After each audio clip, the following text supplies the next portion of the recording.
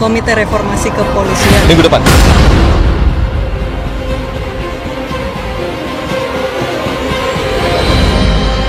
Ya, transformasi dari dalam sampai keluar untuk perbaikan yang sebaik-baiknya, yang bermanfaat bagi bangsa dan negara. Siapapun boleh saja kemudian mau memperbaiki asal semangatnya sama untuk kebaikan bangsa dan negara.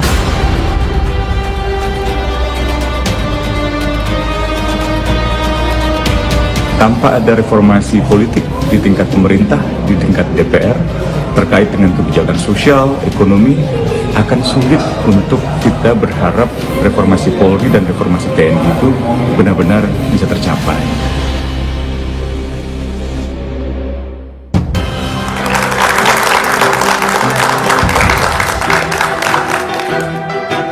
Selamat malam. Hampir sebulan setelah ide awal reformasi Polri disuarakan di Istana, Presiden Prabowo belum juga mengumumkan pembentukan Komite Reformasi Polri. Meskipun sejumlah nama disebut-sebut masuk dalam komite bentukan Presiden itu, tapi janji pengumuman komite kian molor. Sementara itu, tim reformasi bentukan Kapolri seolah tancap gas membuka ruang diskusi dengan sejumlah perwakilan sipil dan organisasi masyarakat. Komite Reformasi Polri yang akan dibentuk Presiden sebetulnya sangat dinantikan publik. Keberadaannya penting untuk membenahi sejumlah persoalan mendasar dalam tubuh kepolisian yang terus menjadi sorotan. Sebenarnya seberapa serius Presiden ingin menciptakan perubahan di tubuh kepolisian? Apakah tim reformasi versi Kapolri akan lebih maksimal mengevaluasi dan menciptakan perubahan demi wajah baru insan Bayangkara yang lebih kompeten? Inilah Satu Meja The Forum menanti janji reformasi Polri.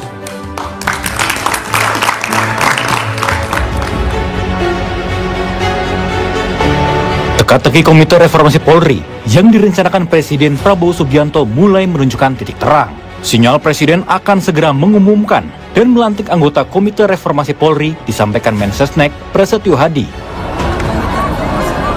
Minggu depan. Anggota 9 anggota itu. Nggak dapat bocoran ya? DPR menyambut baik akan segera terwujudnya Komite Reformasi Polri. Anggota Komisi 3 DPR dari fraksi Partai Nasdem, Rudianto Lalo berharap komite bentukan Presiden ini mampu merumuskan permasalahan Polri hingga bisa optimal dibenahi. Karena kita berharap Presiden segera, kalau memang ada niat untuk membentuk Komite Reformasi Polri, untuk kemudian tim yang dibentuk ini apa yang dirumuskan, pemetaannya seperti apa yang menjadi kekurangan, apa yang menjadi aspirasi publik. Sementara itu, Koalisi Masyarakat Sipil menuding Komite Reformasi Polri ini hanya ramai dalam bursa anggota saja, namun substansinya malah belum ada. Kami melihat diskursus di level presiden ini dengan kata-kata reformasi yang sebetulnya tahun 98-2002 sudah terjadi, ini gagasan yang substansinya nggak ada. Tapi yang diributkan adalah delegasi. Makanya saya berkali-kali bilang, ini gimana bisa levelnya teriaknya level langit gitu reformasi, tetapi diskursusnya delegasi mendahului substansi. Sebelumnya, Kapolri Jenderal Listio Sigit Prabowo telah membentuk tim transformasi reformasi Polri. Langkah ini menjadi tindak lanjut komitmen Polri dalam menjalankan reformasi internal serta menjawab tuntutan publik terhadap pelayanan dan kinerja. Bahwa tim akselerasi transformasi reformasi yang dibentuk Polri ini tentunya selaras dengan apa yang dibentuk oleh Bapak Presiden, yaitu Komisi Reformasi Polri. Dan tim ini tugasnya nanti melaksanakan rekomendasi, mengidentifikasi masalah, dan kemudian mengimplementasikan apa yang akan menjadi rekomendasi-rekomendasi. Dengan adanya dua tim reformasi Polri, tidak sedikit pihak khawatir akan terjadi tumpang tindih tugas serta wewenang. Meski demikian, reformasi Polri adalah sebuah keniscayaan. Polri perlu segera berbenah diri, utamanya untuk mengembalikan kepercayaan publik serta menguatkan akuntabilitas institusi. Publik kini tentu berharap dua tim reformasi ini mampu menghasilkan formula pembenahan kepolisian yang tepat dan bukan sekedar formalitas untuk sekedar menjawab tuntutan publik.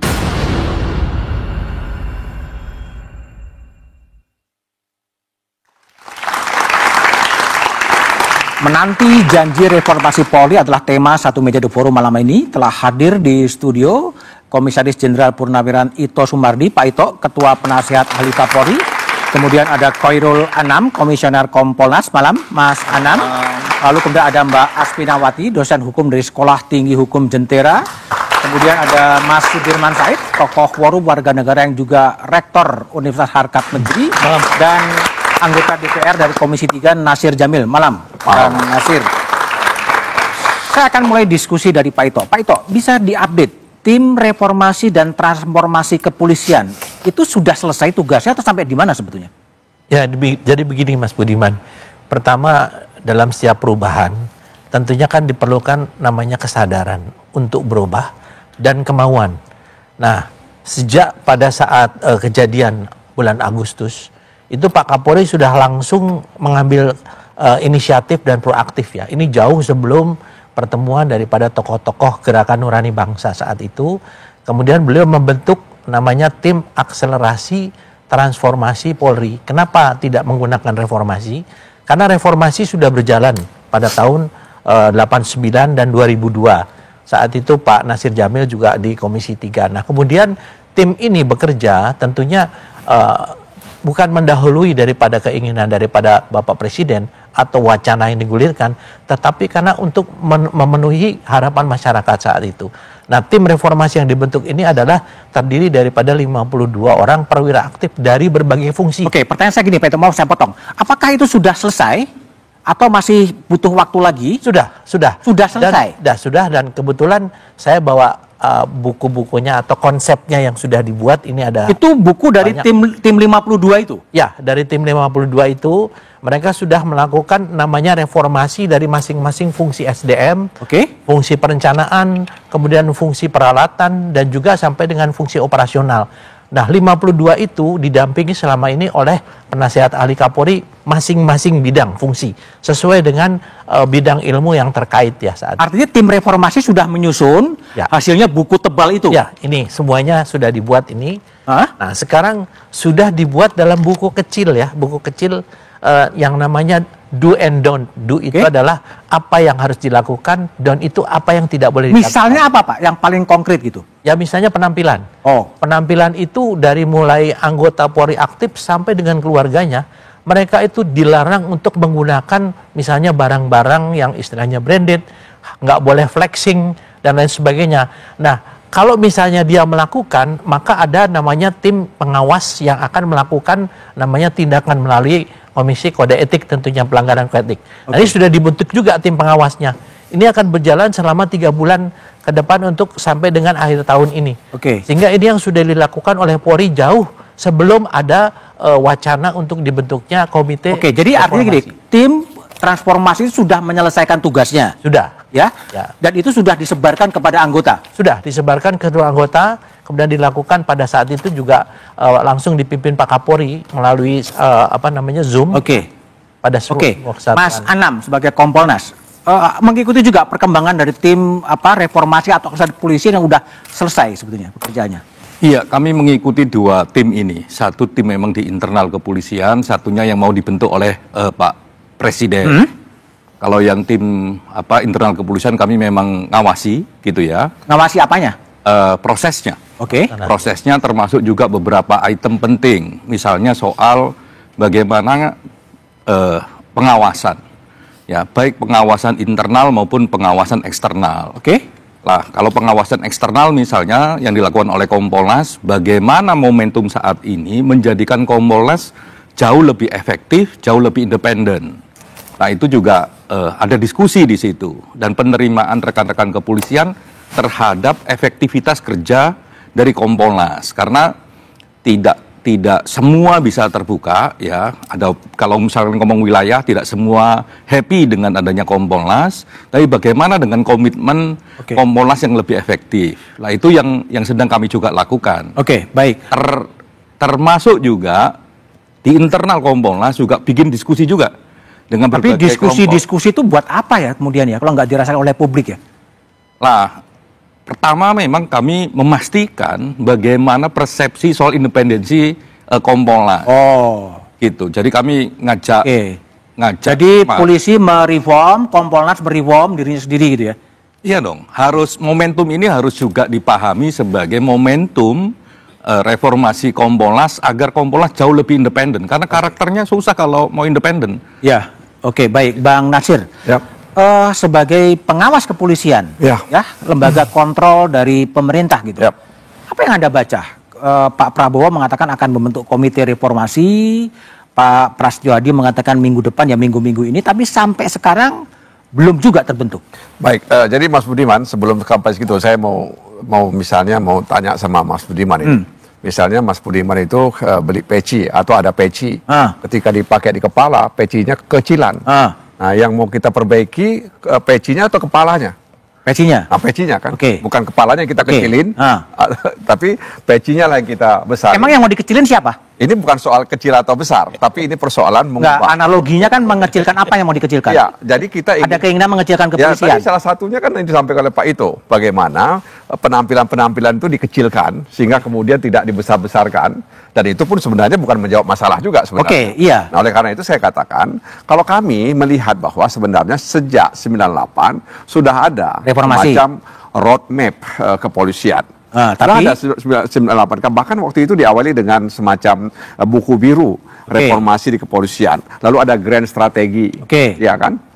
Bagaimana cita-cita kepolisian itu menjadi organisasi berkelas dunia, kan itu harapannya. Oh iya. Kan itu kan. Nah, tapi kan kemudian dalam perjalanannya ada masalah. Dan kemudian puncaknya adalah ketika kemarin ada semacam Prahara Agustus, lalu kemudian ada keinginan Presiden membentuk komite. Pada intinya apa yang dilakukan oleh kepolisian dengan tim transformasi reformasi yang dilakukan oleh Presiden misalnya, itu kan dua saja, mengevaluasi dan mengubah. Ya, itu bukan tugas DPR ya? Ya, kita mengawasi kebijakan. Oh, mengawasi. Ya, mengawasi. Jadi apa yang dievaluasi? Kalau menurut saya ada 5 yang dievaluasi. Ya, pertama status sipil, ya status. Jadi kan setelah dia berpisah, dia kan berarti non kombatan. Polisi ini non kombatan, dan itu memang sesuai dengan resolusi dan nilai-nilai universal. Ya, jadi seharusnya ketika dia menjadi institusi sipil, maka norma-norma di kepolisian itu sipil harus sesuai dengan kaidah-kaidah yang ada. Oke, tapi Bang Natsir sebelum jauh ke sana, pertanyaan saya, kenapa komite reformasi Pak Prabowo belum terbentuk? Nah, ini soalnya saya bukan orang istana ini. Tapi jangan-jangan memang, ya jangan-jangan masih ada hal yang mau disampaikan. Mungkin ada sesuatu yang barangkali agak kegagaman juga di istana ini, Mas Budiman. Sehingga kenapa publik menanti-nanti, ya kan, menanti-nanti kok belum datang atau belum tampak komite tersebut. Padahal sudah lama sekali. Sudah lama, didiskusikan gitu kan. terus. Jadi publik bertanya ini istana apa memang serius atau tidak? Oke, baik. Mas Dirman, ini kan berbicara soal momentum sebetulnya. Oh iya. 25-28 Agustus sebulan sudah berlalu gitu. Sampai sekarang sudah masuk bulan Oktober. Nggak ada yang berubah sebetulnya. Apa yang Anda baca? Menurut saya keadaan sudah mulai seperti business as usual gitu ya. Business as usual, jadi, normal kembali ya. Kesibukannya pemimpin negara itu sudah sampai pada seremoni, pelantikan pejabat segala macam. Tapi saya ingin merespon yang diceritakan Pak Ito tadi. Menarik sekali karena sebetulnya kesadaran dari polisi untuk berbenah itu sama dengan pengakuan bahwa ada masalah gitu. Itu menurut saya hal baik lah. Tetapi yang menarik adalah bagaimana mungkin persoalan yang begitu mendasar itu bisa dikatakan sudah selesai dalam waktu hampir sebulan, minggu gitu ya. Karena menurut saya begini, kita sebenarnya punya pengalaman yang sangat baik ketika mereformasi TNI. Juga berbarengan dengan reformasi, karena lewat kesadaran sendiri TNI kemudian membentuk undang-undang, menarik anggota DPR atau dari politik. Ya, bahkan 5 tahun lebih cepat. Ya. Karena rencananya kan 2009, tapi 2004 diambil kesempatan seperti itu. Dan kemudian sampai meninggalkan seluruh bisnis. Saya bagian dari proses dari itu pada waktu itu. Kemudian dengan itu legitimasi atau reputasi TNI naik luar biasa. Naik luar biasa. Dan sesudah ini memang sebenarnya tidak ada satu penugasan militer yang berlebihan di posisi sipil. sampai kemudian muncul pemerintahan sekarang inilah. Nah, polisi sebaliknya itu seperti gagal mendetach kultur militerismenya. Gagal ya? Malah meng-copy paste gitu? Betul. Bahkan menurut saya memperoleh satu perlakuan istimewa dibuktikan dengan kenaikan budget yang luar biasa besar tuh. Jadi kalau kita lihat dari tahun 2000 menuju ke 2015 itu kenaikan personel memang hampir 2 kali lipat tuh. Tapi dari 2015 menuju 2025 sebetulnya naik hanya 60 ribuan, tetapi budgetnya naik 2 kali. Nah, di sini barangkali menjadi, itu saya ditampilkan di sana. Di sini barangkali menjadi pertanyaan, mengapa jumlah personelnya landai saja dalam 10 tahun terakhir, tapi budgetnya naik luar biasa. Ini menjadi sesuatu yang akhirnya mungkin apakah budgetnya berlebihan atau fungsinya diarahkan kepada hal-hal yang tidak sepatutnya gitu. Maka muncul kemenangan-kemenangan yang di luar tugas-tugas keamanan. Nah, kembali pada keterangan Jenderal Ito tadi, kita patut bertanya gitu, masalah segitu fundamental kok bisa diselesaikan hanya dengan menyelesaikan dokumen-dokumen. Menurut saya perubahan mendasar itu harus mencakup 3 hal minimal. Nomor 1 harus mencakup people, dari mulai leadership sampai pada orang-orang kuncinya. Tidak harus dibubarkan, tidak, tapi harus ada perubahan kultur. Barangkali sedang dimulai dengan tadi do and don'ts. Tapi yang penting adalah perubahan struktur dan kultur. Karena struktur itu akan berpengaruh pada perilaku, kultur juga begitu. Nah, perubahan kultur tidak mungkin dilakukan dalam setahun 2 tahun. Itu akan perlu waktu lama. Karena itu, yang disarankan oleh secara akademis adalah tidak mungkin orang dalam merubah sendirinya. Tidak mungkin itu. Seluruh perubahan fundamental, baik di perusahaan besar maupun institusi negara, selalu mendatangkan orang luar. Karena unsur luar itu menjadi katalis. Gitu. Aswin, apakah kita masih bisa berharap pada tim internal kepolisian maupun tim komite yang akan diumumkan oleh Presiden Prabowo? Tapi analisisnya setelah jeda berikut ini.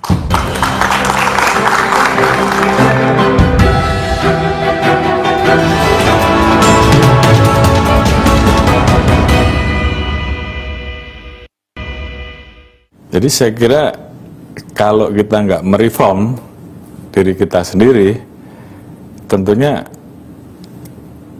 seberapa hebat pun komite ataupun komisi yang dibentuk, orang-orang yang ada di dalamnya, kalau kita nggak mau mereform kita sendiri, ya percuma.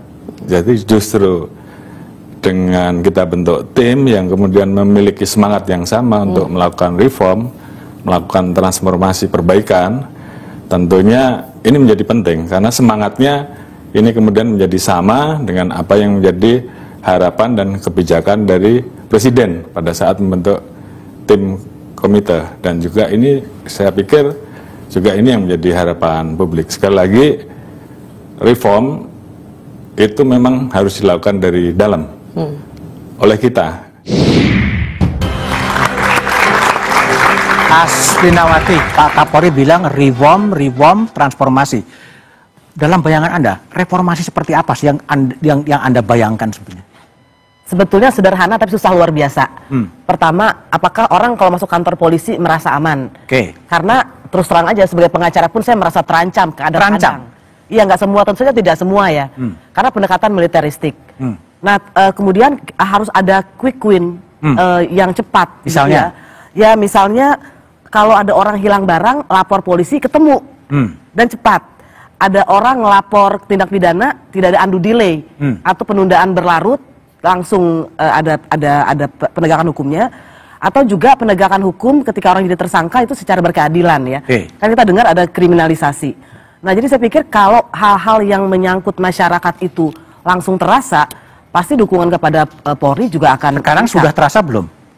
Ya, kalau kita lihat keluhan-keluhan masyarakat, data-data LBH itu jauh panggang dari api ya. Misalnya ada banyak sekali kriminalisasi, ada saya pernah dikonsultasi dia membawa kurir narkoba yang biaya untungnya cuma 15.000. Jadi ini kecil banget nih, miskin banget, dan dia disuruh bayar 80 juta. Bingung lah, belingsatan lah keluarganya, dan akhirnya karena nggak punya uang ya harus merelakan itu ya. Nah, jadi saya pikir ini ada hal-hal yang saya menghargai, ada luar biasa itu banyak sekali, tapi juga harus ada yang cepat yang dirasakan masyarakat. Misalnya soal pembebasan aktivis gitu. Ya betul, karena misalnya saya baru dari Jawa Timur ya. Paul. Iya betul, yang ditanya apa Fakhrul Razi itu? Keterlibatan di dalam organisasi. Pertanyaannya, apakah terlibat dalam organisasi suatu hal yang salah? Tidak ada perbuatan melawan hukum. Apakah terlibat dalam aksi perbuatan yang salah? Tidak. Apakah mengajak aksi perbuatan yang salah? Tidak. Apakah, karena begini, kalau kata aksi kita ganti menjadi piknik, apakah mengajak piknik, membiayai piknik adalah suatu perbuatan yang salah? Tidak disifat melawan hukum di sini. Jadi itu quick win yang Anda maksud kira-kira? Betul. Oke, Pak Ito, gimana? Ini ada harapan publik quick win itu adalah penangguhan penahanan aktivis yang ditahan. Itu gimana kalau Pak Ito lihat? Kalau saya melihat secara umum dulu ya, Mas Budiman, bahwa buku quick win itu sudah ada, ya, buku quick win yang hasil dari tim reformasi, tapi saya kebetulan nggak bawa. Oke. Nah, itu disampaikan Mbak tadi. Tapi betul, yang disampaikan saya sangat memahami ya. Karena apa? Saya juga kan sekarang sudah menjadi masyarakat biasa ya, setelah purnawirawan. Saya juga bisa merasakan bagaimana hal-hal yang perlu untuk dibenahi ya, terutama dalam hal pelayanan, dalam hal penegakan hukum. Nah, itulah yang kemarin dibahas bersama dengan Kompolnas untuk bagaimana menghilangkan yang tadi yang tadi permasalahan-permasalahan dihadapi oleh masyarakat saat ini, terutama dalam hal pelayanan, baik penegakan hukum, kemudian juga baik dalam masalah memberikan perlindungan. Nah, kalau dikatakan masalah aktivis, itu Pak Kapolri sudah menjanjikan bahwa sekarang sedang dipelajari. Kalau memang tidak terkait dengan masalah yang berpotensi atau yang terkait dengan masalah kriminal, tentunya kita akan ada satu kebijakan. Kalau kriminal kan harus diproses, negara kita kan negara hukum ya. Saya kira itu memberikan pembelajaran edukasi buat masyarakat juga.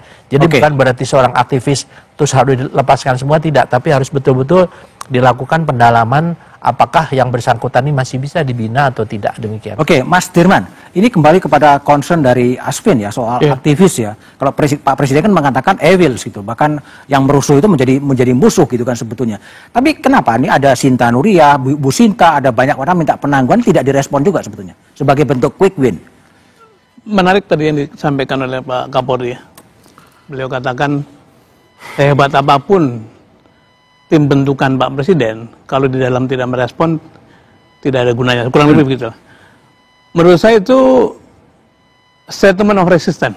Statement of resistance. Jadi sikap resisten dari internal kepolisian, defensif. Karena apa?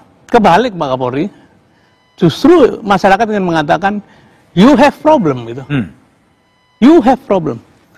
Jadi katanya begini, perubahan itu dimulai dengan yang namanya burning platform. Platformnya kebakaran. Apakah polisi sekarang platformnya kebakaran? Yes, gitu. Contoh, 10 orang meninggal sampai hari ini. Apakah ada pertanggungjawaban? Dan sahabat saya Pak Nasir Jamil mohon kiranya Komisi 3 segera membentuk pansus atau panja untuk mengusut itu semua. Gitu. Satu, kalau mundur ke belakang sedikit, 2 kali pemilu berturut-turut kita mengenal istilah baru namanya parcok. Saya sakit hati Pak, sebagai rakyat, pembayar pajak, polisi yang kita bayar untuk melindungi rakyat malah digunakan sebagai alat politik gitu. Mundur lagi sedikit ke belakang, ada kasus Freddy Sambo, ada kasus Teddy Minahasa, ada kasus Cicak Buaya. Semuanya itu deretan dari bahwa we have problem with police gitu. Jadi kalau Pak Kapolri mengatakan sehebat apapun tim dari luar, kemudian dikatakan tidak akan ada gunanya, menurut saya ini persoalan besar. Dan karena itu tadi hal-hal yang kecil, bukan kecil ya, hal yang di depan mata sebetulnya memang harus dilakukan seperti itu, kemudian masuk ke dalam untuk melakukan satu introspeksi dan mengundang orang-orang luar untuk masuk ke dalam. Oke, baik. Itu baru akan ketemu di jalan. Oke, Bang Nasir, ini juga sama. DPR ini kelihatannya agak nggak banyak bergerak, lebih memilih untuk diam, tenang, tentrem, sehingga Bang Dirman tadi mengatakan bentuklah pansus, bentuklah panja. Bahkan sampai sekarang pun belum ada rapat dengar pendapat dengan Pak Kapolri ya sebetulnya.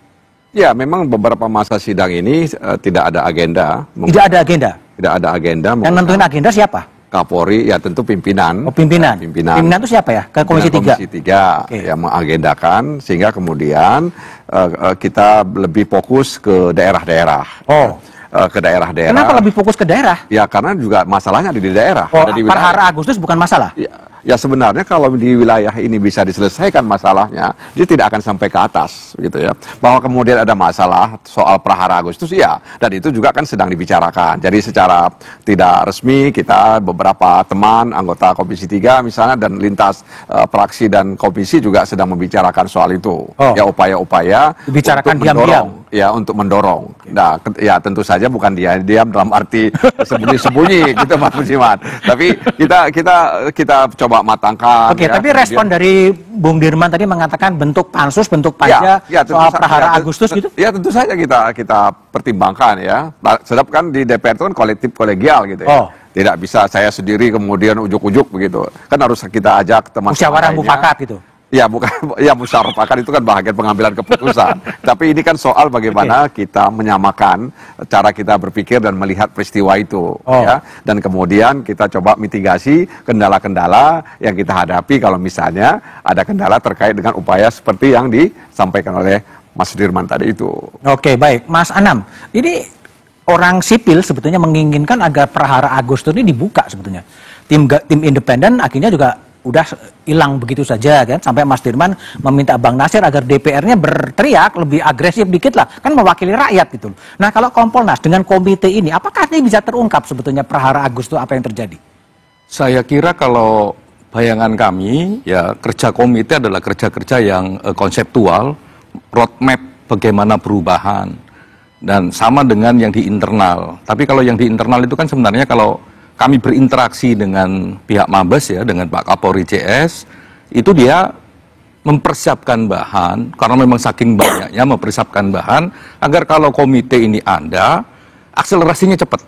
Jadi memang komitmennya akselerasi percepatan dari kerja komite. Tapi kalau soal TGPF, ya kami sangat setuju. Biar ini diungkap, biar kita bisa belajar apa sebenarnya yang terjadi. Misalnya begini, ada sekian ribu orang diamankan, ditangkap karena ada yang lebih dari 1 hari. Terus ada sampai terakhir ini ada sekian ratus orang ya di seluruh Indonesia yang masih berproses. Nah, kemarin kami dialog dengan teman-teman Mabes, sederhana kok sebenarnya. Apakah dalam momentum seperti itu kita masih menggunakan kekakuan perspektif pidana? Padahal polisi itu fungsinya tidak hanya penegak hukum. Polisi juga punya fungsi-fungsi yang jauh lebih humanis, jauh lebih memasyarakat. Misalnya, pakailah karakter dari cara berpikirnya Pak Babin misalnya. Jadi ada problem solving. Nah ini gimana caranya misalnya kalau banyak orang ditangkap, ya udah. Ya kalau memang mereka pas aksi kayak kemarin, kan saya di lapangan ya.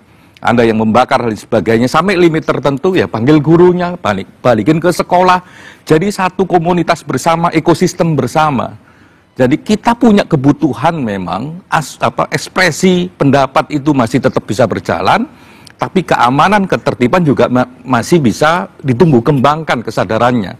Nah, siapa yang beresin ini? Tidak hanya polisi, kita semua, tapi polisinya memang jangan terlalu kaku menggunakan dikit-dikit, ini memenuhi unsur, dikit-dikit memenuhi unsur, ya ribet nantinya. Oke, baik. Aspin, tadi kalau Pak Ito akan mengatakan reformasi sudah selesai, diselesaikan minimal dalam bentuk dokumen ya.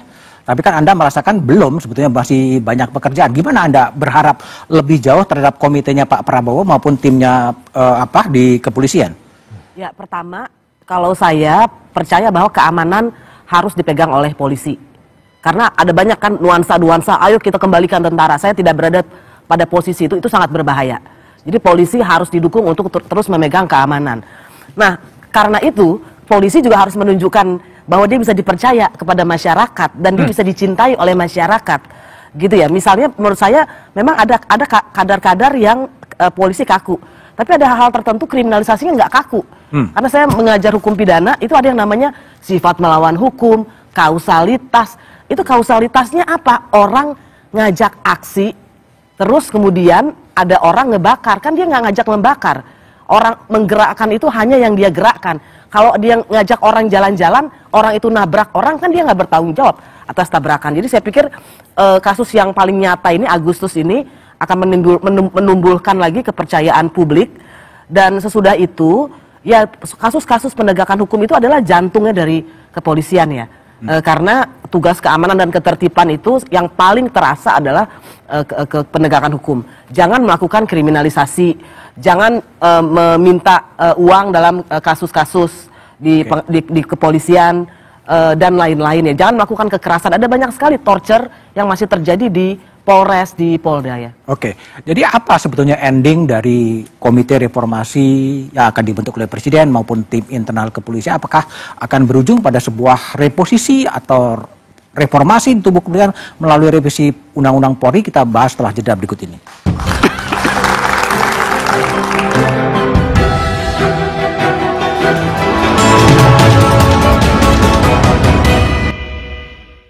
Kita tidak pernah ingin membentuk tim tandingan. Sebaliknya, justru ini bentuk dari respon cepat kita terkait dengan apa yang menjadi harapan publik, terkait dengan arah yang akan dilaksanakan oleh tim Komite Reformasi bentukan Presiden, sehingga kemudian pada saat nanti ada hal-hal yang harus segera kita perbaiki, maka kami bisa melakukan akselerasi dengan lebih cepat. Oke, baik, Mas Dirman. Kalau kita dengar tadi pernyataan dari Pak Kapolri bahwa tim reformasi ini bukan tim tandingan, tapi sebagai respon cepat. Kalau menurut Anda, respon cepat seperti apa yang mewakili publik ketika terjadi perhara Agustus itu sebetulnya? Ya, tadi seperti saya respon Jenderal Lito tadi bahwa satu sisi memang itu pengakuan bahwa ada persoalan besar. Tapi sisi lainnya menurut saya sikap itu tidak proper gitu. Saya ingin mengulang drama di Pati ya. Bagaimana mungkin serombongan polisi menggunakan tameng, punya senjata, punya borgol segala macam. Rombongan itu dikejar oleh rakyat, sangat dramatis tuh. Dan itu terjadi di berbagai daerah juga. Itu artinya ada jarak minimalnya antara masyarakat, rakyat, polisi dilindungi dengan polisi gitu. Dan bahkan polisi dianggap sebagai satu enemy, public enemy gitu. Nah, kalau keadaan begitu tidak direspon dengan tadi introspeksi, kemudian malah pasang kuda-kuda, itu sebenarnya yang lebih buruk adalah reputasinya polisi lagi gitu. Karena tadi beberapa masalah yang saya sebut itu sebenarnya masalah yang sampai hari ini memang belum selesai. Apa sih yang menjadi kultur dari kepolisian yang membuat yang seharusnya menjadi pelindung dan pelayan, to protect and to serve gitu, tapi malah menjadi public enemy karena kultur-kultur tadi militeristik yang tidak hilang-hilang. Malahan menurut saya senjatanya, barangkali karena budgetnya sangat berlebihan itu, membeli senjata-senjata yang sebetulnya tidak diperlukan untuk aparat polisi. Polisi mestinya tampil lebih ramah, pakai jas kalau perlu, pakai baju sipil. Tapi sekarang itu kan hampir tiap hari itu, mohon maaf Pak, itu pangkat-pangkat kemiliteran ditonjolkan. Dan dengan segala hormat, bajunya sangat bagus itu ya. Jadi menurut saya memang harus ada satu kesadaran. Jadi katanya begini, Mas Budiman, krisis itu bisa diselesaikan kalau kita bisa memperoleh titik terendah. Dan titik terendah itu adalah mengatakan bahwa yes we have problem, mari karena itu kita perbaiki. Dan dalam hal ini sebetulnya memang harapan kita adalah kepada pimpinannya kepolisian, ya Presiden. Apakah Presiden cukup serius mau menyelesaikan itu atau tidak? Menurut Anda? Pengumuman bahwa akan dilakukan tim reformasi sejak kapan? Sampai hari ini sudah berminggu-minggu tidak ada. Seperti tidak ada keterdesakan. Dan ini sebetulnya sangat disayangkan karena masyarakat sangat menunggu, sangat mendukung. Harusnya momentum ini dimanfaatkan. Yang ini sepertinya belum tampak. Asvin, Presiden serius nggak sih untuk melakukan reformasi, apapun tafsir reformasi itu terhadap kepolisian? Saya kok tidak melihat ada tanda-tanda keseriusan ya. Karena kan begini, yang Presiden lupa bahwa polisi ini banyak dan banyak itu unitnya dan langsung berhadapan dengan masyarakat. Jadi tingkat kepuasan itu akan langsung nyata. Berbeda kan dengan kejaksaan. Kejaksaan bukan yang nggak punya masalah, tapi karena dia tidak di pintu pertama penegakan hukum, orang agak-agak kesiwer lah gitu. Tapi ini kan polisi langsung di depan mata. Nah karena itu Presiden jangan lupa soal itu bahwa kepuasan terhadap pemerintahannya beliau itu juga sangat ditentukan oleh kepolisian. Bung Nas Jadi Mas Bunda, saya sedikit nyambung ya. Jadi kalau kita lihat belum diumumkan komite reformasi kepolisian dari istana, lalu kemudian di kepolisian sudah ada tim transformasi reformasi. Terlepas orang mengatakan ini seolah tandingan dan sebagainya, tapi paling tidak dalam pandangan saya ya, pembentukan itu sudah memberikan harapan, meskipun orang di dalam memahami bahwa dia ada masalah begitu. Jadi dia ingin mengatakan kami ingin mengubah, ya, bahwa memang ada masalah dalam tubuh kami berusaha mengeluarkan masalah itu dari tubuh kami. Bayangkan kalau misalnya dua-dua tidak ada. Misalnya di kepolisian juga nggak buat. Kan ada DPR. Nggak, maksud saya ketika dua-dua ini tidak ada, orang kan makin gampang, ini kemana sebenarnya? Apa yang mau diharapkan dan lain sebagainya. Oleh karena itu, terlepas ya plus minus dari tim transformasi reformasi di kepolisian, kita patut mengapresiasi itu gitu. Oleh karena itu, makanya jangan sampai hanya sekedar catatan saja, tulisan saja. Karena upaya-upaya untuk mendekatkan kepolisian dengan masyarakat itu sudah sering dilakukan. Bahkan ada spanduk-spanduk besar, misalnya Polri untuk masyarakat. Tapi kan ada jarak. Ada jarak. Nah, jarak inilah yang harus dievaluasi oleh kepolisian. Kenapa kami ada jarak dengan masyarakat? Kita coba dengar ya bagaimana pandangan Usman Hamid soal kedekatan antara kepolisian dengan rakyat atau dengan wakil rakyat. Jadi yang harus dilakukan sebenarnya adalah mengatasi akar masalahnya. Salah satu akar masalahnya adalah lemahnya pengawasan di DPR. Kalau kita lihat rapat-rapat di DPR, kebanyakan pujian. Ketika masyarakat mengkritik, Ketua Komisi 3 memuji. Polisi kalau dipuji, ibaratnya bahasa Jawa itu apa namanya, dipangku mati. Nggak bisa. Kenapa DPR muji? Kenapa? Kenapa DPR? Saya nggak tahu. Mayoritas anggota DPR kan juga pengusaha dan pengacara. Jadi punya kepentingan di balik itu. Problem dari reformasi kepolisian selama reformasi dalam pandangannya Jackie Baker misalnya dalam disertasinya adalah relasi-relasi politik dan relasi ekonomi. Relasi politik itu dengan eksekutif yang menimbulkan pengaruh politik yang besar pada polisi, sekaligus juga politisasi Polri, termasuk politisasi Kapolri misalnya. Yang kedua adalah relasi-relasi ekonomi. Ini dengan pengusaha-pengusaha. Itu Usman, Bang Nasir, silakan direspon bahwa banyak memuji sebetulnya. Benar, jadi begini sebenarnya ya. Kalau kita lihat DPR itu kan salah satu fungsinya pembentuk undang-undang. Ya, kita sudah membentuk undang-undang nomor 2 tahun 2002 dan kepolisian. Di situ ada yang mengawasi kepolisian. Kompolnas namanya, ya itu jadi Kompolnas diharapkan oleh pembentuk undang-undang bisa mengawasi ya kebijakan-kebijakan, karena kan Kompolnas itu salah satu fungsinya kan membantu presiden dalam menetapkan arah dan kebijakan di kepolisian. Nah, sudah nggak Kompolnas itu mengevaluasi arah dan kebijakan selama ini? Tapi bukankah DPR punya juga fungsi pengawasan? Tentu. Jadi DPR itu mengawasi kebijakan-kebijakan tadi itu. Lalu kemudian ada pengawas secara internal ya, yang mengawasi apakah sudah berjalan atau tidak. Bahwa kemudian DPR di luar Kompolnas, di luar pengawasan internal tadi itu tentu berusaha juga melakukan ya mengevaluasi dan mengingatkan soal kebijakan-kebijakan di kepolisian dan tentu juga kebijakan presiden terhadap institusi kepolisian. Karena apa? Karena Kapolri, Kompolnas itu bertanggung jawab pada presiden gitu loh. Jadi sebenarnya presiden juga dalam tanda kutip ya ikut bertanggung jawab juga dengan situasi dan kondisi yang ada di tubuh kepolisian. Bertanggung jawab di sini bukan berarti kemudian kita melempar tanggung jawab, tidak Mas Budiman. Tapi kalau kita lihat undang-undang yang mengatakan begitu. Jadi presiden juga diharapkan siapapun presidennya ya, dia juga harus ikut ya bertanggung jawab. Karena ketika komite reformasi kepolisian belum diumumkan, kan timbul pertanyaan di kalangan masyarakat, kenapa dan ada apa sehingga kemudian sampai hari ini belum diumumkan. Canam, silakan direspon. Bang Nasir mengatakan ini Kompolnas yang ngawasin, DPR bukan lah. Ya, sebelum jangan sebelum pertanyaan itu aja dulu lah. Sebenarnya DPR juga harus ngawasi. Bahkan kasus-kasus istilah kami itu di Kompolnas itu kasus-kasus di level polsek aja dipanggil ke Komisi 3. itu kan juga berat. Kalau Kompolnas beberapa kali ada kebijakan yang memang kita awasi. Misalnya soal Desember Januari itu ada penggunaan senjata. Polisi nembak masyarakat, polisi nembak polisi itu kan mencuat itu Desember Januari. Kami ketemu sama Mabes Polri, kita bikin secara tertulis, akhirnya di review semua penggunaan senjata. Siapa yang boleh pegang senjata dan sebagainya, evaluasinya dan sebagainya. Lah itu jalan sebenarnya. Lah karena ada tradisi itu, makanya ketika muncul desakan untuk reformasi kepolisian, kami cukup intensif dengan teman-teman di kepolisian Makanya lahirlah tim internal itu. Sebenarnya tim internal itu bukan untuk nandingi dan sebagainya, sebenarnya untuk mengakselerasi. Mengakselerasi itu maknanya apa? Ya kan banyak masalah memang. Banyak masalah, terus sudah banyak juga treatment.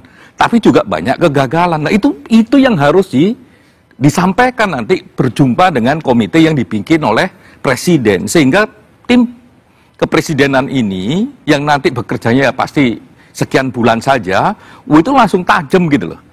Itu bayangannya. Sehingga dia tidak dalam ruang yang kosong, tidak berangkat dari nol. Tentu saja sumber informasi yang akan dipakai oleh komite ini kami harapkan tidak hanya di kepolisian, tapi juga di publik dan sebagainya. Oke, baik. Termasuk juga tim internal ini makanya kami juga dorong biar komunikasi dengan masyarakat sipil. Makanya kemarin juga ketemu sama teman-teman. Kritiknya tajam-tajam dan itu menurut saya sehat untuk internal kepolisian. Oke, Pak Ito. Jadi kalau tadi dikonstruksikan, ini kan polisi blueprintnya udah ada ya. Udah banyak sekali buku tebal-tebal itu, tapi menyimpang semuanya. Pertanyaannya adalah siapa sih yang memang temuan dari tim reformasi kepolisian yang mengontrol polisi ini siapa sebetulnya? Ada Kompolnas, ada Komisi 3 DPR kalau pas hidup gitu kan. Kemudian ada Biro Wasidik, tapi jawabannya setelah jeda berikut ini aja.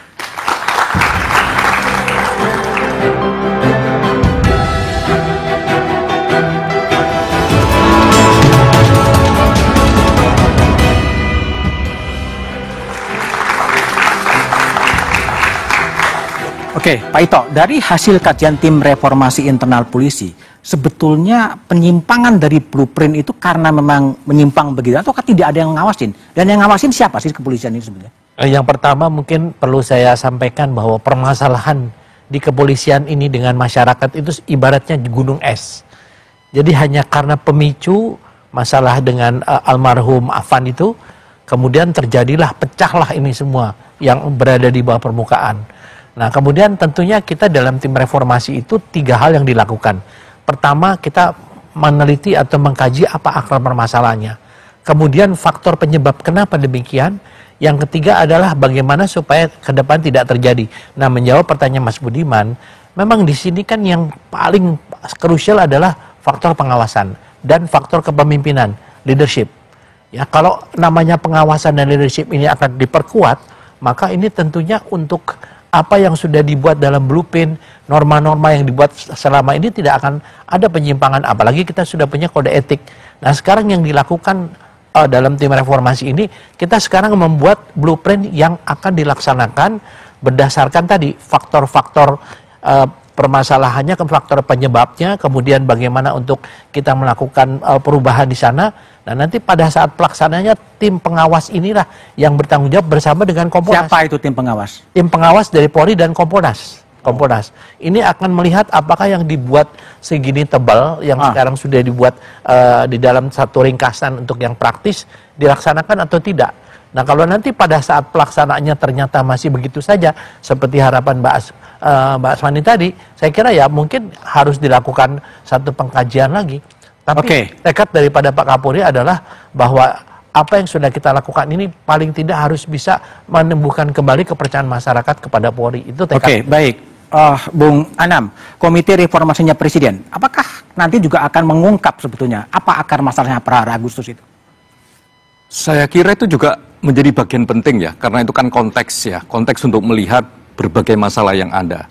Tapi yang paling penting harus dibongkar dan harus dibangun adalah satu ekosistem. Ekosistem ini penting bagi kepolisian. Roadmap ada, orang ada, tapi kalau ekosistemnya juga tidak terbangun juga tidak bisa. Ekosistem itu satu pengawasannya memang kuat. Budaya transparansinya juga kuat, akuntabilitasnya juga kuat.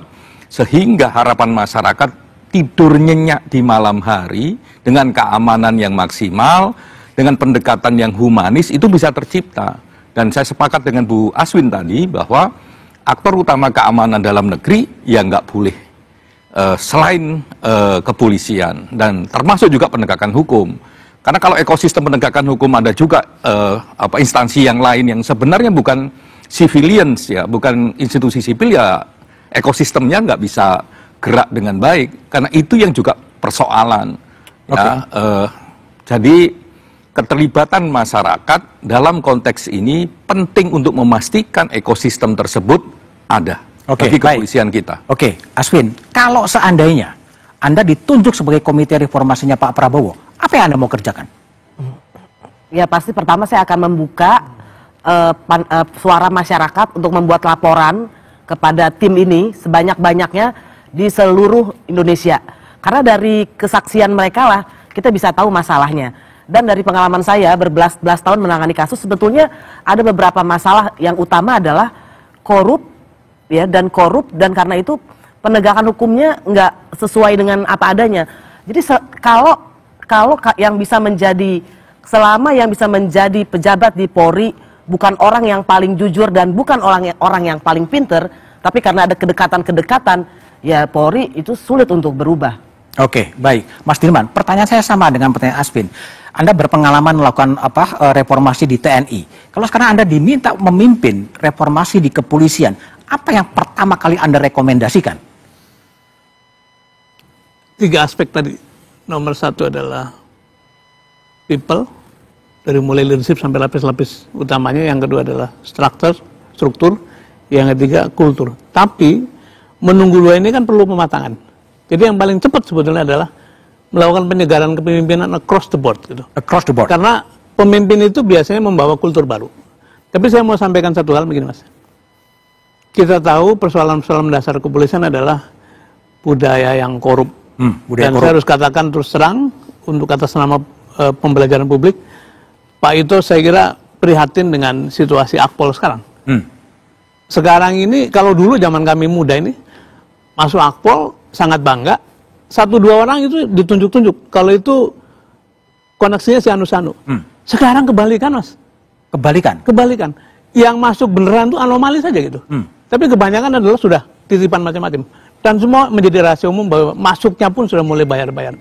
Kalau masuknya sudah begini, Mas, terus kita mengharapkan apa? Nah, saya melihat ada satu environment yang memang tidak sehat, yang kolutif. Yaitu tidak saja kepolisian. Tapi misalnya tadi, cerita mengapa 10 orang meninggal tidak diusut. Menurut saya itu adalah suasana kolutif. Kolusi antara kepolisian dengan DPR yang saling menutupi gitu. Nah ini berlangsung di mana-mana. Merubah undang-undang itu adalah kolusi antara pemerintah dengan MK itu. Jadi environment politiknya memang memerlukan satu koreksi total kalau saya menyebutnya. Dan mungkin mumpung keadaan sedang memperoleh satu momentum, ini waktu yang baik untuk melakukan koreksi total itu. Kalau tidak, tragedi atau prahara Agustus bisa muncul sewaktu-waktu. Karena sebetulnya masalah dasarnya belum disentuh. Oke, baik. Bung Nasir Jamil. Jadi saya juga tidak sependapat kalau tadi kata Mas Dirman kolusi antara polisi dengan DPR. Oh, tidak ada kolusi. Jadi sebenarnya kekuatan-kekuatan politik di DPR ini kan sedang mencoba melihat ya, mencermati situasi dan kondisi. Dan seperti saya katakan tadi, kolektif kolegial itu menjadi bahagia. Tidak kemudian praksi-praksi itu sama ya, yang seperti diduga oleh Mas Sudirman, tidak seperti itu. Masing-masing praksi itu punya pandangan-pandangan terkait dengan itu. Bisa saja misalnya ketika masa sidang akan datang, apa yang diharapkan oleh masyarakat. Karena udah reses ya? Ya, itu bisa terwujud. Nah, itu satu. Yang kedua, memang ekosistem itu harus dibangun ya, dan harapan itu masih ada. Misalnya soal pembentukan anggota Polri, kemudian pembinaannya, kemudian pengembangannya, kemudian penempatannya, kemudian pengawasannya. Ini ekosistem ini harus dibangun dengan baik. Kalau ini baik, saya yakin ya akan lahirlah anggota-anggota Polri yang dekat dengan masyarakat. Jadi harapan itu kan selalu diharapkan oleh masyarakat, cita-cita itu selalu ada. Jadi kembalilah kepada cita-cita polisi yang modern itu seperti apa. Dulu Pak Tito misalnya ada promoter, profesional, modern, terpercaya. Udah dievaluasi nggak? Ya kan? Yang evaluasi siapa? Ya semua kita, DPR mengevaluasi, Kompolnas DPR dan evaluasi juga. Ya kan? DPR dan evaluasi juga. Ya tentu ada evaluasinya. Dan kemudian sekarang misalnya presisi, ya itu kan harus dievaluasi. Nah kebijakan-kebijakan seperti apa sebenarnya presisi itu? Jadi apakah hanya sekedar tagline atau memang ada tindak lanjutnya? Jadi ketika misalnya Kapolri mengatakan bahwa ikan busuk ada dari kepala misalnya, kan rakyat ingin terjemahannya secara konkret begitu. Kalau Anda terjemahkannya gimana? Ya harus konkret ya, bahwa memang apapun ceritanya yang menjadi yang menjadi rujukan itu orang yang memimpin begitu. Artinya? Jadi kalau pemimpinnya misalnya lurus, maka semuanya akan lurus. Tapi kalau misalnya pemimpinnya belak-belok ya yang di belakang juga akan belak-belok begitu. Nah, karena itu dibutuhkan satu kepemimpinan yang konsisten tadi itu. Dan kemudian memahami mau dibawa kemana institusi kepolisian ini begitu sesuai dengan amanat masyarakat rakyat Indonesia ketika reformasi 98 waktu itu terjadi. Oke, Pak Ito pendek aja ya. Tadi merespon dari Bung Dirman mengatakan ada permainan uang dalam rekrutmen dan dalam pendidikan. Sejauh mana kebenaran itu? Salah satu objek daripada tim reformasi ini adalah SDM, Mas. Sumber daya manusia mulai dari perekrutan sampai dengan pembinaan karir. Dan akan diterapkan kembalinya namanya meritokrasi. Memang selama ini ada, tapi kan kita melihat apakah selama ini sudah efektif atau tidak. Itu yang sudah disusun dalam buku ini. Mudah-mudahan nanti yang disampaikan Pak Dirman itu tidak akan terjadi lagi, Pak. Kita berharap tentunya, Pak, ya. Dan tentunya kembali kepada pengawasan, Pak. Faktor pengawasan dan faktor kepemimpinan. Tapi artinya permainan uang itu memang ada ya di Akpol, ada kuota-kuota tertentu. Kita harus mengakui karena itu memang masukan dari masyarakat. Saya tidak bisa melihat secara faktual, tetapi masukan dari masyarakat tentunya mempunyai dasar ya. Tadi Bu Aswin juga sudah menyampaikan bahwa itu memang terjadi. Nah, budaya inilah yang harus dihilangkan sehingga tim reformasi ini fokus kepada bagaimana dalam organisasi ini kan unsur manusia kan sangat menentukan. The man behind the gun. Nah, ini yang menjadi sasaran utama daripada reformasi kita. Oke, baik Pak Ito, makasih Cak Anam, Aswin, dan Bung Dirman dan Bung Nasir.